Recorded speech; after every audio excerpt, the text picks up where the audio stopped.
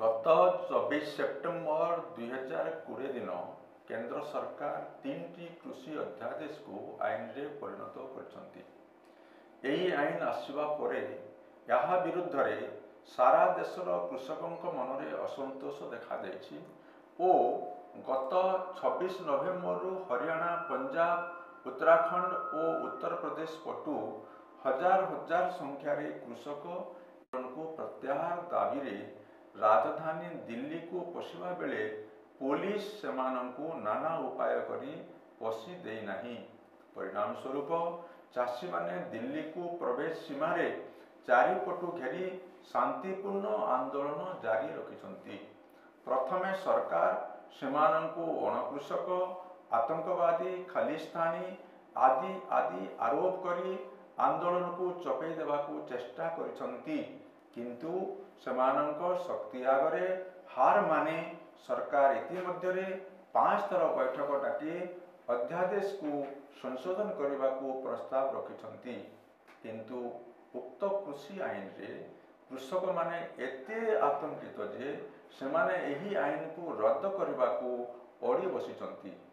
ଏହି ଆନ୍ଦୋଳନକୁ ସମର୍ଥନ ଜଣାଇ ଗତ 8 ଡିସେମ୍ବର ଦିନ ରାଷ୍ଟ୍ରବ୍ୟାପୀ ଭାରତ ବନ୍ଦ ସଫଳତାର ସହ ପାଳିତ ହୋଇଛି।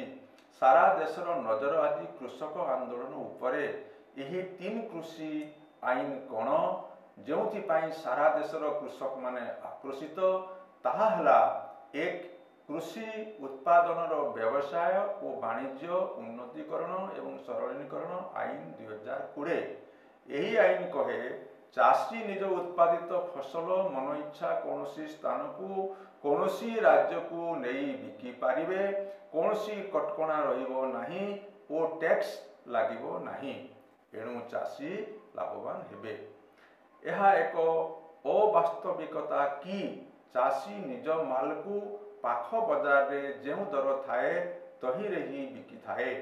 କେଉଁଠାରେ ଅଧିକ ଦର ଅଛି ବା କେଉଁଠାରେ କମ୍, ଏପରି ସୂଚନା ତା ପାଖରେ ନଥାଏ କି ଖବର ସଂଗ୍ରହ କରି ଦୂରଦୂରାନ୍ତକୁ ମାଲ ପଠାଇବା କାମ ଚାଷୀ କରିପାରେ ନାହିଁ।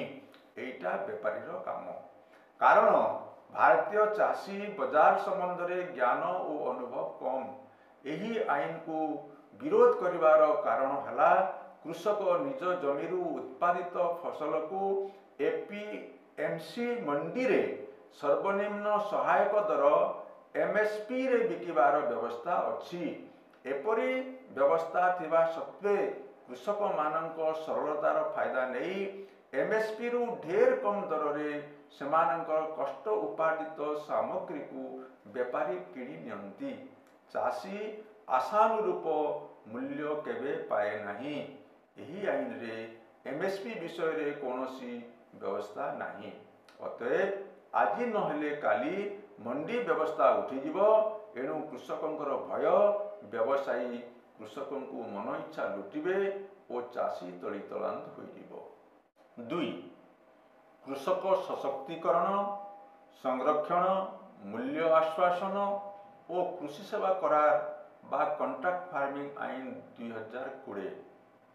ଏହି ଆଇନ ଅନୁସାରେ ବଡ଼ ବଡ଼ କମ୍ପାନୀମାନେ ଚାଷୀଙ୍କ ଜମିରେ ବା ଅନେକ ଗୁଡ଼ିଏ ଚାଷୀଙ୍କ ଜମିରେ ନିଜ ମନ ମୁତାବକ ଫସଲ ଉତ୍ପାଦନ କରିବାକୁ ଓ ଉତ୍ପାଦିତ ଫସଲକୁ ନିର୍ଦ୍ଦିଷ୍ଟ ମୂଲ୍ୟରେ କିଣିବାକୁ ଚୁକ୍ତିନାମା ବା କରାର ସ୍ୱାକ୍ଷର କରାଇବେ। ଫସଲ ଉତ୍ପାଦନ ବେଳେ ବଜାରରେ ଚାହିଦା ଯଦି ଅଧିକ ଥାଏ ବା ମୂଲ୍ୟ ବେଶୀ ରହେ, ତେବେ ଚାଷୀ କମ୍ପାନୀକୁ ଚୁକ୍ତି ଦରରେ ବିକିବାକୁ ବାଧ୍ୟ। କିନ୍ତୁ ଦେଶରେ ବ୍ୟାପକ ଭାବରେ ଯଦି ଉତ୍ପାଦନ ହୁଏ ଓ ବଜାରରେ ଚାହିଦା ଯଦି ମାନ୍ଦା ରହେ, କମ୍ପାନୀ ଚାଷୀ ସାମଗ୍ରୀକୁ କିଣିବେ ନାହିଁ। ଗୁଣମାନରେ ବାହାନାବାଜି କରି ନାଲି ଆଖି ଦେଖାଇବାର ନଜିର ପଞ୍ଜାବ ଓ ହରିୟାଣାରେ ରହିଛି ଓ ଚାଷୀ ହଇରାଣ ହୋଇଛନ୍ତି। ଏହି ଆଇନରେ ତ୍ରୁଟି ହେଲା, କମ୍ପାନୀ ଓ ଚାଷୀ ମଧ୍ୟରେ ଯଦି ବିବାଦ ଉପୁଜେ, ତେବେ ଚାଷୀ ଅଦାଲତର ଦ୍ୱାରସ୍ଥ ହୋଇପାରିବେ ନାହିଁ ଓ ଏପରି ବିବାଦ ଉପଜିଲ୍ଲା ମାଜିଷ୍ଟ୍ରେଟ କୋର୍ଟରେ ହିଁ ଫଇସଲା ହେବ। ଭାରତୀୟ ଚାଷୀ ଗରିବ ଓ ଅଶିକ୍ଷିତ। ଏଣୁ ଆଇନର ଏହି ବ୍ୟବସ୍ଥା ଚାଷୀଙ୍କ ସପକ୍ଷରେ ନ ଯାଇ ପୁଞ୍ଜିପତି କମ୍ପାନୀମାନଙ୍କୁ ବେଶ ସୁହାଇବ। ଚାଷୀଙ୍କୁ ନ୍ୟାୟ ମିଳିବ ନାହିଁ। एणु चाषी चिंतित।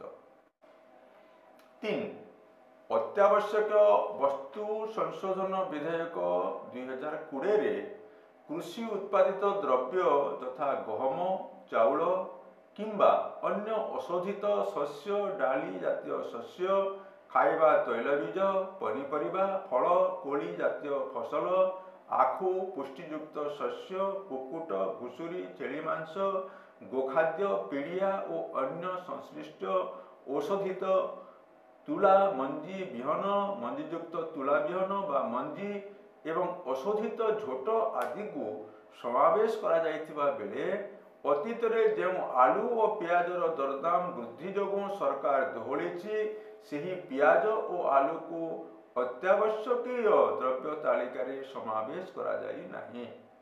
अत्यावश्यक वस्तु संशोधन विधेयक 1955 अनुसार व्यापारी निर्दिष्ट परिमाणर सामग्री ही जमा करि पारिबे, तहिरु अधिक हेले दंडनीय अपराध अटे। किंतु 2020 आईन रे व्यवसायी असीमित भंडारण अधिकार दिया जाइछि। यहा द्वारा कृषि सामग्री जेतेबेले सस्ता थिबो व्यापारी मन इच्छा किणी जमा करिवे और कृत्रिम अभाव सृष्टि करी दरदाम बढ़ाइबे। दरदाम एते अनायत होई पड़िबो जे साधारण खाउटी बहु आवश्यकीय द्रव्य किणी पारिबे नाही। आईन रे थिबा ए समस्त त्रुटि आईनत संविधान विरोधी और जन विरोधी अटे। एणु देशर चाषी संगठन माने चाषी और चाषर सुरक्षा तथा देशर जनसाधारणकर खाद्य सुरक्षा को ध्यान देई उपरोक्त 3 कानून को रद्द करने को और एमएसपी को आईनगत सुरक्षा प्रदान करने को राष्ट्रव्यापी आंदोलन चलाउछंती। ओबीसी वर्गर प्राय 100% लोक चाषी छोट चाषी कृषि श्रमिक तथा कृषि उपरे निर्भरशील। यही आईन द्वारा सेमानंकर भविष्यत अंधकार हो जिवो। एणु यही कृषक आंदोलन को व्यापक जन आंदोलन रे परिणत करने को समस्त कृषक कृषि श्रमिक तथा कृषि उत्पादित द्रव्य को किणी खाउथिबा उपभोक्ता को यही आंदोलन रे शामिल होगा निवेदन।